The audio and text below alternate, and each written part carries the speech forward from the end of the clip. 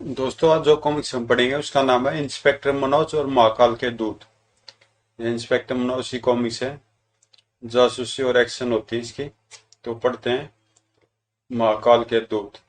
हिंद महासागर के मध्य में स्थित सालोस टापू से लगभग 50 मील उत्तर में प्रोफेसर नागर द्वारा निर्मित रॉकेटयान सूर्या उड़ान भरने के लिए तैयार था।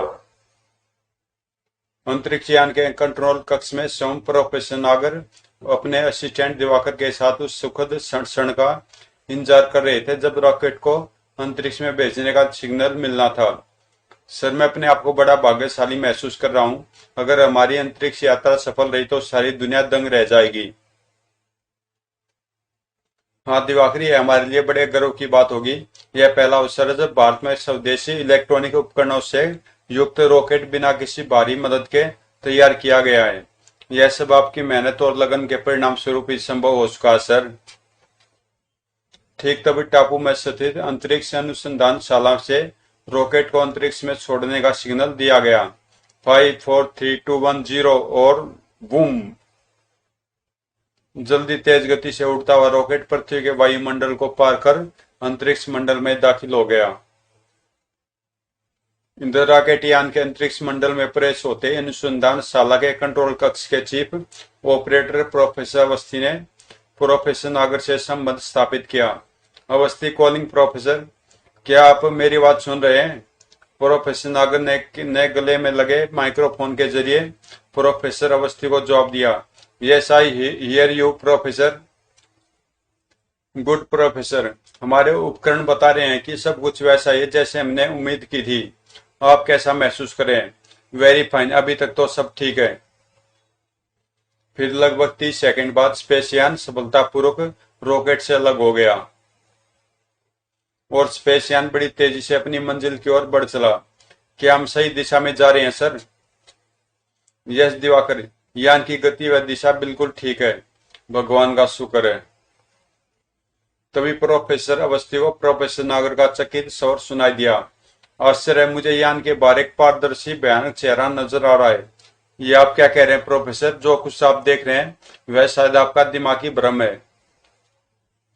नहीं प्रोफेसर, वह चेहरा भी मेरी आंखों के सामने है। यह कहना मुश्किल है कि यह आदमी कहां से और कैसे हमारे यान तक पहुंच गया है, पर यह सच है कि वह भी हमारे यान के बाहर मौजूद है। और बोलिए प्रोफेसर, आप चुप क्यों हो गए? लेकिन जब उनका कोई सवाल अवस्थी को सुनाई नहीं दिया।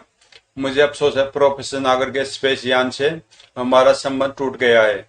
Oh my God. उधर स्पेस यान में मुझे आपकी आवाज सुनाई नहीं दे रही है प्रोफेसर अवस्थी। लगता हमारे रिसीवर फेल हो गए हैं सर। तभी स्पेस यान को जोरदार झटका लगा। आह हाय, और दूसरे पल जू। ओ यह क्या हुआ? हमारा यान अपनी दिशा के विपरीत दिशा में क्यों जा रहा है? ऐसा लगता सर जैसे हमारी यान को किसी ग्रह की चुंबकीय शक्ति तेजी से अपनी ओर खींचे ले जा रही है। इधर अंतरिक्ष यान का पृथ्वी अनुसंधान कक्ष से संबंध टूटने का समाचार सभी ने अखबार में पढ़ा। हवलदार वीर बहादुर और इंस्पेक्टर मनोज ने भी। आपका क्या ख्याल है सर? प्रोफेसर साहब ने जिस विचित्र चेहरे की जानकारी दी थी वह कौन हो सकता है? अंतरिक्ष के आकर्षण रहित वायुमंडल में किसी चेहरे का नजर आना बड़ा अजीब लगता है वीर बहादुर। लेकिन प्रोफेसर नागर जैसे महान वैज्ञानिक का गलत भी तो नहीं हो सकता। इस रहस्य का पता तो तभी पता चल पाएगा जब प्रोफेसर सही सलामत लौट कर आएंगे। कौन जाने अब वे कभी लौट पाएंगे भी या नहीं। ऐसी बात मुंह से भूलकर भी मत निकालो हवलदार। मेरा मन कहता है वे जरूर लौट कर आएंगे।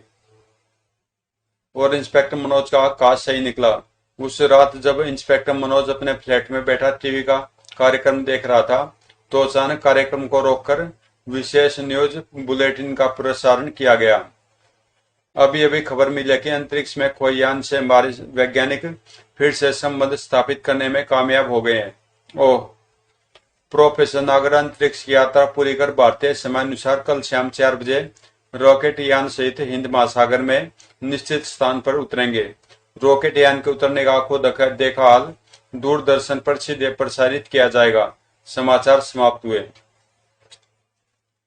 और अगले दिन शाम 4 बजे सर यह तो भारत और भारतवासियों के लिए सचमुच गर्व की बात है।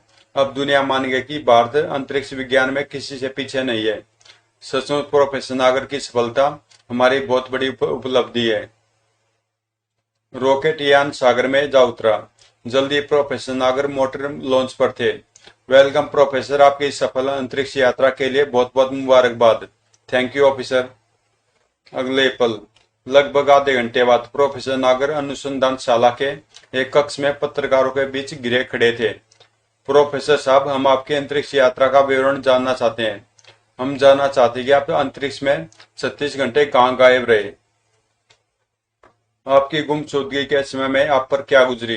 अंतरिक्ष में आप अकेले नहीं थे गए थे, आपके साथ आपके असिस्टेंट दिवाकर भी थे। प्रोफेसर, दिवाकर कहाँ है? हम उस चेहरे का रहस्य जानना चाहते हैं जिसे आपने अंतरिक्ष में देखा था। सॉरी, मैं आप लोगों के किसी प्रश्न का उत्तर नहीं दे सकता। हमें जवाब चाहिए सर। आखिर आप हमारे प्रश्नों का उत्तर क्यों नहीं देना चाहते हैं? हाँ, हमें हमारे सवाल का जवाब चाहिए। आपको हमारे सवाल का जवाब देना ही पड़ेगा। मैं मजबूर हूं, मुझे कुछ नहीं मालूम, मुझे कुछ याद नहीं। पति से संबंध टूटने के बाद ही कुछ ही क्षणों बाद मैं अपनी चेतना खो बैठा था। जब होश आया तो मैं अपनी सीट पर ही था, लेकिन दिवाकर अपनी जगह पर नहीं था। मुझे नहीं मालूम कि बेहोशी की हालत में हम पर क्या गुजरी। Oh my God. तभी टीवी पर प्रसारण की समाप्ति की घोषणा कर दी गई। इंस्पेक्टर मनोज ने उठकर टीवी ऑफ कर दिया। सर, आपका क्या ख्याल है? क्या सचमुच प्रोफेसर साहब बेहोश हो गए थे? प्रोफेसर साहब जैसे महान व्यक्ति के कथन पर विश्वास न करने की कोई वजह मुझे नजर नहीं आ रही है। लेकिन प्रोफेसर दिवाकर का यान से गायब हो जाना सचमुच हैरानी की बात है। लेकिन इन बातों के बारे में सोचना हमारा नहीं, सरकार का काम है हवलदार। Yes sir. और बातचीत का सिलसिला यहीं समाप्त हो गया। और कुछ ही दिनों बाद हवलदार वीर बहादुर रात करीब 10 बजे फिल्मी गीत लापता हुआ अपने घर लौट रहा था। मुझको इस रात की तन्हाई में आवाज न दो, आवाज न दो। तभी अचानक उसकी आवाज गले में दम तोड़ बैठी। आए, उस चबूतरे पर खड़ा अमर जवान का बुत कहाँ चला गया? कहीं मुझे भ्रम तो नहीं हो रहा है? फिर उसने खाली चबूतरे को ध्यान से देखा। अरे यह तो हकीकत है, बुत सचमुच गायब है। लगता कुछ शरारती था तो बुत को उठाकर ले गए हैं। मुझे फौरन सर को बुत की चोरी की खबर देनी चाहिए। अगले पल लगभग 15 मिनट बाद। शुक्र आप मिल गए सर। हफ, क्या बात है, तुम वापस कैसे आ गए? और यह तुम्हारी शक्ल पर 2 क्यों बज रहे हैं? सर, आप मेरी बात सुनेंगे तो उछल पड़ेंगे। आखिर वाकया साफ साफ क्यों नहीं कहते? अगर मैं यह कहूं कि सूरज चौक पर लगा अमर जवान का बुत अपनी जगह पर नहीं है तो मैं कहूंगा या तो तुम पगला गए हो या फिर मुझे बेवकूफ बनाने की कोशिश कर रहे हो। लेकिन यह सच है सर, अमर जवान का बुत अपनी जगह से गायब है। क्या? कहीं तुम्हारा बेजा तो नहीं फिर गया हवलदार? अमर जवान का बुत भला क्यों और कैसे गायब हो सकता है? यही तो मेरी भी समझ में नहीं आ रहा सर। अगर विश्वास नहीं हो तो खुद ही चलकर देख लीजिए। ठीक है, चलो। फिर थोड़ी देर बाद, अगर तुम्हारी बात गलत निकली तो जो सजा चोर की सो मेरी।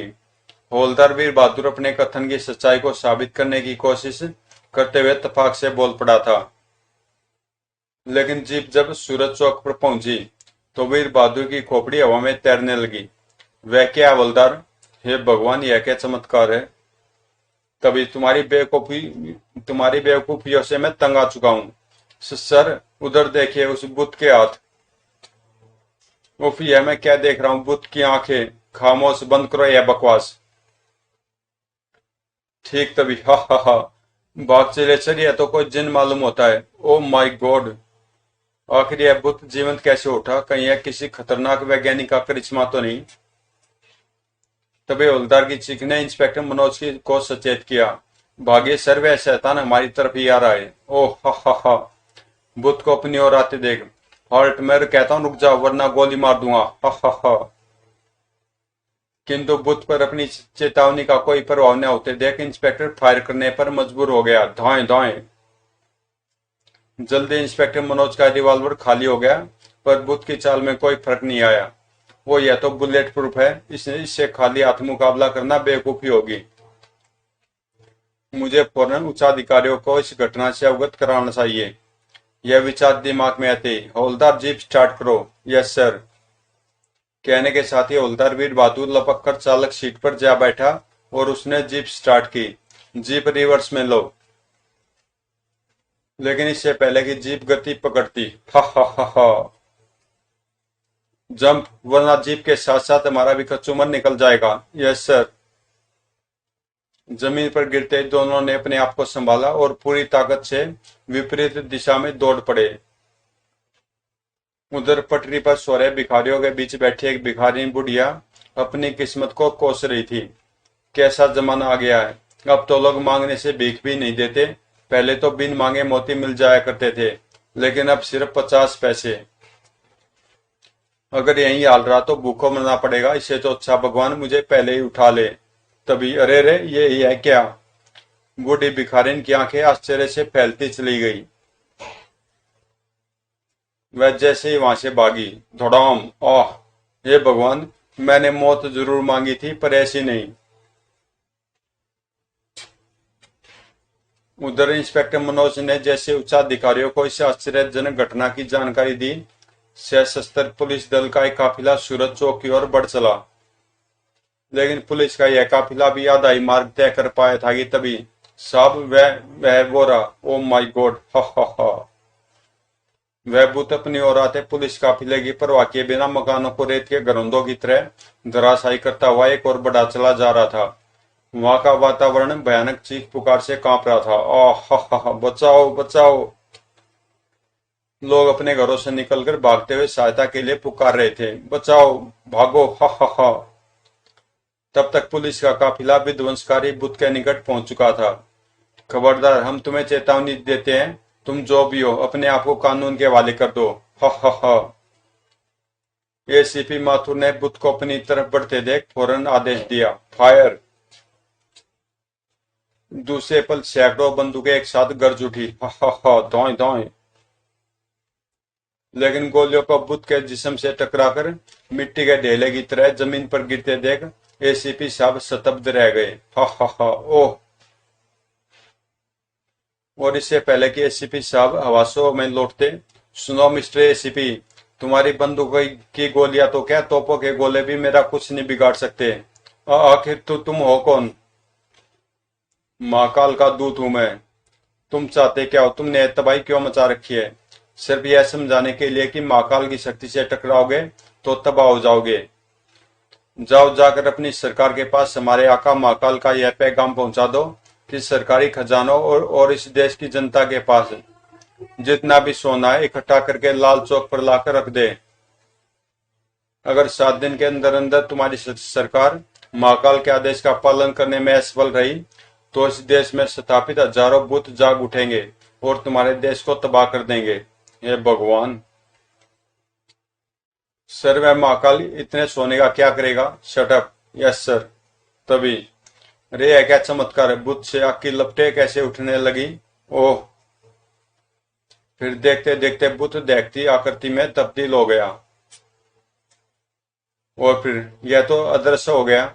तो मेरा शक ठीक ही था, यह किसी खतरनाक मस्तिष्क की वैज्ञानिक उपज थी। मनोज को सोच में डूबा देख, तुम क्या सोच रहे हो इंस्पेक्टर मनोज? सर, मुझे यह सब विज्ञान का चमत्कार नजर आ रहा है। वह वैज्ञानिक कौन हो सकता है जो अपने आप को महाकाल कहता है, और उसने भारत को अपना शिकार क्यों बनाया है? यह तो सिर्फ वैज्ञानिक का पता चलने पर ही पता लगेगा सर। फिलहाल तो इस चमत्कार से निपटने के लिए कोई उपाय ढूंढना होगा और इस काम के लिए हमें वैज्ञानिकों की मदद लेनी होगी। ठीक है, मैं इस हादसे की रिपोर्ट के साथ तुम्हारी सलाह भी सरकार के सामने पेश करूंगा। और वे सब वहां से चले गए।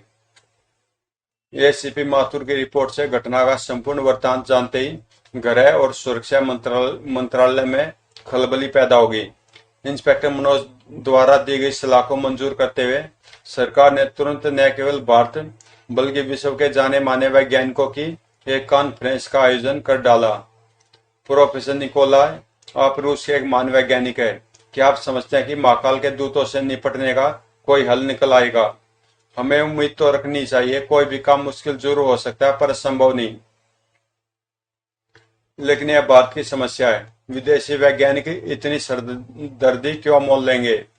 वैज्ञानिक किसी एक देश का नहीं, पूरी मानवता की धरोहर होता है जेंटलमैन। मानव जाति की भलाई के लिए ही वह प्रयास करता है। और फिर आज जो खतरा भारत के लिए उत्पन्न हुआ है, वह कल रूस, अमेरिका, इंग्लैंड के लिए भी तो पैदा हो सकता है। अपराधी मस्तिष्क किसी का भी मित्र नहीं हो सकता। You are right sir, thank you. इस तरह हर आने वाला वैज्ञानिक अपने विचार प्रकट करता हुआ कॉन्फ्रेंस हॉल में पहुंचता जा रहा था। मैं तो यह कहूंगा कि सबसे अंत में वहां पहुंचने वाले वैज्ञानिक प्रोफेसर नागर थे। जब रिपोर्टर ने उनसे प्रश्न किया तो वे जवाब देने से साफ इनकार करते हुए आगे बढ़ गए। आश्चर्य, इतने महान वैज्ञानिक को क्या हो गया है? किंतु रिपोर्टर के मनोभाव की परवाह किए बगैर प्रोफेसर नागर कॉन्फ्रेंस हॉल में दाखिल हो गए। सही समय पर मीटिंग की कार्यवाही आरंभ करते हुए गृह मंत्रालय के वरिष्ठ सचिव इंगोरानी ने सभी वैज्ञानिकों के सामने घटना तथा महाकाल के दूत द्वारा दी गई चेतावनी का विवरण प्रस्तुत करते हुए अपनी राय जानने की इच्छा प्रकट की। वैज्ञानिक एक एक कर अपनी राय और अनुमान पेश करने लगे। जब भारतीय मूल के प्रवासी वैज्ञानिक डॉक्टर मोहंती की बारी आई तो मैं समझता हूँ भारत 7 दिन बहुत होते हैं। भारत सरकार को अपराधी की धमकी के सामने घुटने टेकने की कोई जरूरत नहीं है। मैं कोई न कोई हल जरूर ढूंढ लूंगा। उधर उसी इमारत के एक कक्ष में इंस्पेक्टर मनोज और पुलिस कमिश्नर देश पांडे कॉन्फ्रेंस हॉल का दृश्य टीवी पर देख रहे थे। लेकिन आपको वह हल 2-3 दिन के अंदर ही ढूंढना होगा, क्योंकि हमारी सरकार किसी भी हालत में जनता का जीवन दांव पर लगाने को तैयार नहीं है। मिस्टर इंगोरानी, आप निश्चिंत रहिए। आपकी सरकार को न जान दांव पर लगानी पड़ेगी न माल। डॉक्टर मोहंती के शब्द सुन इंस्पेक्टर मनोज के होठों पर मुस्कुराहट नाच उठी। इंस्पेक्टर मनोज को मुस्कुराते देख कमिश्नर साहब हैरान हो गए। मेरी समझ में नहीं आ रहा है कि कॉन्फ्रेंस में आए वैज्ञानिकों की गतिविधियों पर नजर रखने के पीछे तुम्हारा क्या मकसद है? और फिर तुम्हारी यह मुस्कुराहट मुझे और भी परेशान कर रही है। परेशान न हुई सर, यह व्यवस्था मैंने सिर्फ इसलिए करवाई है ताकि मैं यह जान सकूं कि महाकाल के दूत के पीछे किस वैज्ञानिक का हाथ है। What do you mean? क्या तुम जानते नहीं कि ये सब अपने अपने देश के जाने माने वैज्ञानिक है? जानता हूं सर, लेकिन मैं यह भी जानता हूं कि हमें धमकी देने वाला भी एक वैज्ञानिक ही है और वह इस कॉन्फ्रेंस की कार्यवाही की जानकारी लेने के लिए जरूर यहाँ आएगा। तो क्या वह भी इस मीटिंग में मौजूद है? Yes sir. कौन है वह? मैं यही पता लगाने की तो कोशिश कर रहा हूं सर। अभी इंस्पेक्टर मनोज ने अपनी बात पूरी की थी कि टीवी पर प्रोफेसर नागर की आवाज सुन दोनों ने चौंक कर अपनी निगाहें स्क्रीन पर जमा दी।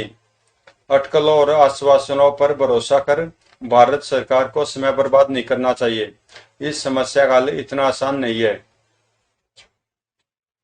मैं जानता हूं आप लोगों को मेरी बात अच्छी नहीं लग रही है होगी, पर यह कटु सत्य है जिसे कहने में मुझे कोई संकोच नहीं हो रहा है। लेकिन मैं दावे के साथ कह रहा हूं कि 2 दिन के अंदर मैं इस समस्या का हल जरूर ढूंढ लूंगा। ठीक है, तब 2 दिन के बाद ही हमारी सरकार कोई फैसला लेगी। इतना कहने के साथ ही गृह सचिव इंगोरानी ने सभा की समाप्ति की घोषणा कर दी। तब एक एक कर सभी वैज्ञानिक पार्किंग में खड़ी अपनी कारों में बैठ निर्दिष्ट निवास की ओर चल पड़े। सबसे अंत में प्रोफेसर नागर इमारत से बाहर आए। लेकिन जैसे वे अपनी कार में बैठे, एक नाट्य कद की आकृति अचानक उनकी कार के पीछे प्रकट हुई और बिजली किसी फुर्ती से कार की डिक्की उठाकर उसमें प्रविष्ट हो गई। तभी कार स्टार्ट हुई और रेंगती हुई लोहे के गेट को पार कर सड़क पर दौड़ने लगी। लगभग 1 घंटे के सफर के बाद प्रोफेसर नागर ने एक सुनसान जगह पर कार रोक दी। वो गजब की फुर्ती का प्रदर्शन करते हुए कार से उतरकर डिक्की के पास पहुंच गए। तुम जो भी हो चुपचाप बाहर आ जाओ, वरना गोली मार दूंगा। दूसरे पर डिक्की का ढक्कन झटके से ऊपर उठा और आकस्मिक वैसे आक्रमण ने प्रोफेसर को लड़खड़ा दिया और उनके हाथ से रिवॉल्वर छूट गया। परंतु जल्दी संभलते हुए प्रोफेसर ने आक्रमणकारी को घूरकर देखा तो चौंक उठे। अरे, यह तो वन मानुस है, यह भला कार की डिक्की में क्यों कर घुस आया? खी खी खी। तभी एक विचार बिजली की सी तेजी से प्रोफेसर के मस्तिष्क में कौंध गया। कहीं यह दुश्मन की तो कोई चाल नहीं? तो वह बन मानुष कौन था और प्रोफेसर का पीछा क्यों कर रहा था? स्पेसयान के बाहर प्रोफेसर को नजर आने वाला रहस्यमय भयानक चेहरा किसका था? प्रोफेसर का असिस्टेंट दिवाकर स्पेसयान में से कैसे गायब हो गया था? पृथ्वी से संपर्क टूट जाने के बाद प्रोफेसर पर क्या गुजरी थी? महाकाल कौन और उसके दूतों का क्या रहस्य है? सूरज चौक पर लगा मर्जबान का पत्थर का भूत अचानक कैसे जीवित हो उठा था? तो दोस्तों कई क्वेश्चन है, इनका सवाल अगले जो पार्ट में मिलेगा जिसका नाम है इंस्पेक्टर मनोज और मर्डरलैंड की शहजादी। तो कॉमिक्स अगर आपको अच्छी लगी तो प्लीज चैनल को सब्सक्राइब कर देना और मिलते हैं इसके सेकंड पार्ट में इंस्पेक्टर मनोज और मर्डरलैंड की शहजादी।